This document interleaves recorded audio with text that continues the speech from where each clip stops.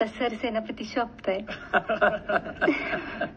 आमचं छोट स्वराज्य कुठं दिसना. हाय की आबासाहेब, या तारा राणी या. कशी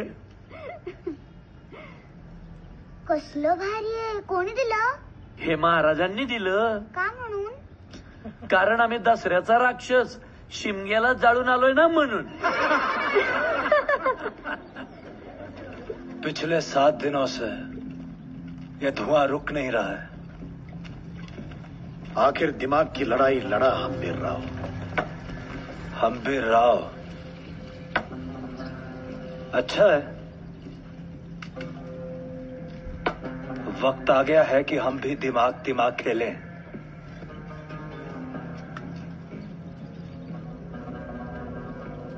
मामू मियां, ऐसा क्या कर सकते हैं जिससे मराठे टूट कर मेरे पांव में झुक जाएं? मराठे न कभी टूटते हैं न कभी झुकते हैं. बिकते तो होंगे तो खरीद लो.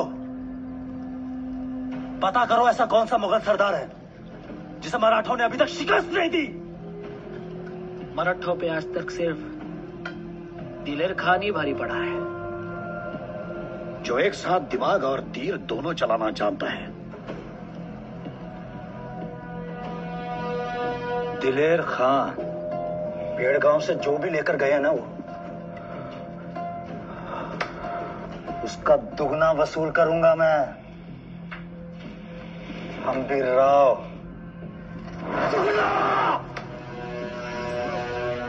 एक दिवस ही आबांची तलवार घेईन आणि अशी गरा गरा गरा गरा फिरवीन. अरे मलाच उचलता येत, तुला काय उचलणार? तारे, हात लावू नको तलवारीला. का? लावू दे. अहो कापल की तिच्या हाताला. हात कापू दे नाही तर मान कापू दे.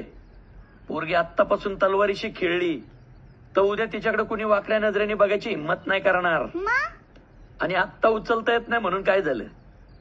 आज ना उद्या पोरगी तलवार उचललच की माझी.